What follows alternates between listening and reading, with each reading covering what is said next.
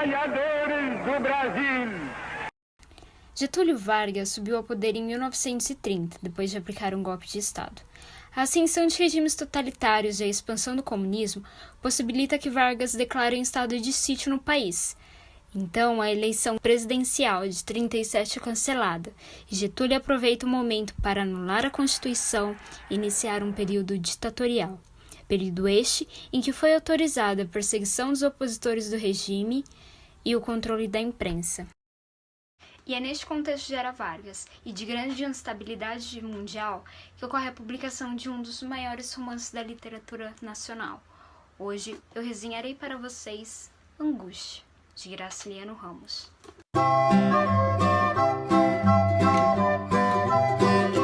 Angústia foi publicado em 1936, quando Graciliano Ramos estava preso. Ele defendia ideais comunistas e, como eu expliquei no início do vídeo, pessoas que faziam oposição ao governo eram repreendidas. E foi exatamente isso que aconteceu com o autor de Angústia. Quando Angústia foi publicado, Graciliano Ramos estava na cadeia. E ele não ficou nem um pouco feliz com a publicação do livro, porque, segundo ele, não deu tempo de fazer uma última revisão antes de publicar. Bem, nem precisou. O livro é inesquecível. Angústia conta a história de Luiz da Silva, um alagoano de 35 anos, que é neto de um proprietário de terras falido. Luiz ele é obrigado a ir para Maceió em busca de melhores condições de vida depois da morte de seu pai, Camilo. Quando ele chega a Maceió, ele vive praticamente de esmolas. E conforme ele vai envelhecendo, ele consegue prestar um concurso e se torna funcionário público. E além de conseguir dinheiro com funcionalismo público, ele ainda escreve artigos sobre encomenda para o jornal. Por ser um período autoritário, o Luiz precisava ter cuidado com o que ele ia publicar no jornal. Tanto que tem uma parte do livro em que o Luiz fala que para você publicar algo no jornal, você precisa sempre falar bem do governo. Só que tem um problema, né? Ele não é rico. Ele mora em uma pensão e ele é cercado de dívidas, tanto dívidas do aluguel, para conseguir pagar o aluguel da pensão, quanto dívidas de empréstimo, que ele faz muitos empréstimos, principalmente do Dr. Gouveia, que é um amigo que trabalha no jornal com ele. Então, nesse momento de muita instabilidade financeira, que nós temos contatos com as memórias de infância do personagem. A angústia do personagem e do leitor começa quando Luiz se apaixona por sua vizinha, a Marina, ou quem ele chama de a menina dos cabelos de fogo. Bem, depois que a Marina se muda para aquela região, inicialmente ele acha a menina extremamente infantil, porque ela andava com as pernas descobertas, os lábios pintados de vermelho, e ela idolatrava a dona Mercedes, que é uma vizinha rica lá da região que sustentava o marido, né? Enfim, ele achava que a Marina era uma cabeça, segundo ele, a Marina era uma cabeça de vento.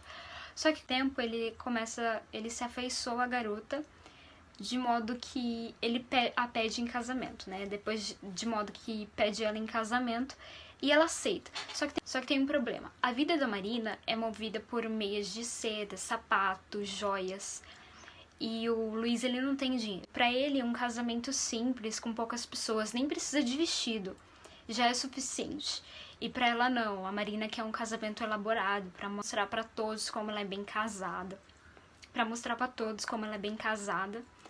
E daí o Luiz ele começa a se afundar em dívidas. Ele procura outros empregos, ele trabalha dobrado, ele vende muitas coisas, pega empréstimo. Esse dinheiro que ele conseguiu pra Marina para que ela compre o enxoval do casamento. E ela gasta o dinheiro com coisas completamente dispensáveis, como camisas novas, sapatos, enfim, ele deixa passar. Só que com o tempo fica o questionamento, né? Será que o esforço de Luiz valerá o amor de Marina? Embora seja classificado como um romance, Luiz decide pedir em casamento.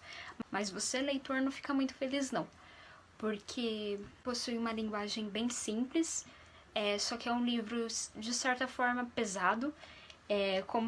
O livro faz jus ao nome, Angústia, então tem momentos do livro em que nós conseguimos ficar angustiados igual o personagem, né, que nós conseguimos ficar nesse momento de incerteza, de medo, de culpa, nós conseguimos sentir todos esses sentimentos do personagem principal.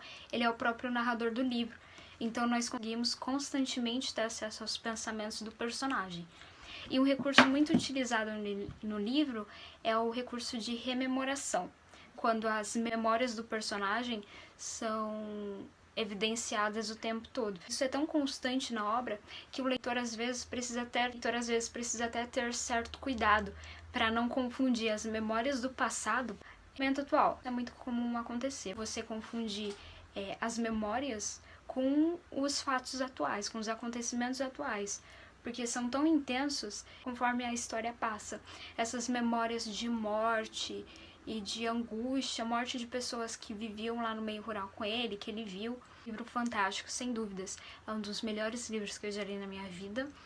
Tem alguns momentos muito peculiares, assim, momentos que faz nós questionarmos os nossos relacionamentos com as pessoas. Tem muitos assuntos aqui que são predominantes da época, da questão da expansão do capitalismo por causa do medo do comunismo, questão do dinheiro como mediador das relações sociais, a questão do existencialismo, né, que é um pensamento filosófico em que o homem é determinado pelas suas ações. Isso é muito comum com o personagem. O personagem no início do livro ele acredita que tudo que acontece é por ações dele. Porém, no fim do livro, ele condiciona a vida miserável dele aos familiares, à descendência de escravos, porque, bem, ele cresceu no meio rural, em uma região de terras em que o avô dele era dono, e esse avô se envolvia com diversas mulheres que eram escravizadas, e, enfim, essa questão da miséria acabou sendo transmitido para ele, e agora ele tem que conviver com isso. O fenomenal da escrita de Graciliano Ramos nesse livro é uma memória do que aconteceu depois que ele se apaixonou por Marina. Então, assim, a vida dele mudou drasticamente e ele nos conta o que aconteceu para ele estar do jeito que está. Bem, gente, espero que vocês tenham gostado da resenha. Se tiverem alguma sugestão, deixem aqui nos comentários que eu lerei todos. E até a próxima resenha.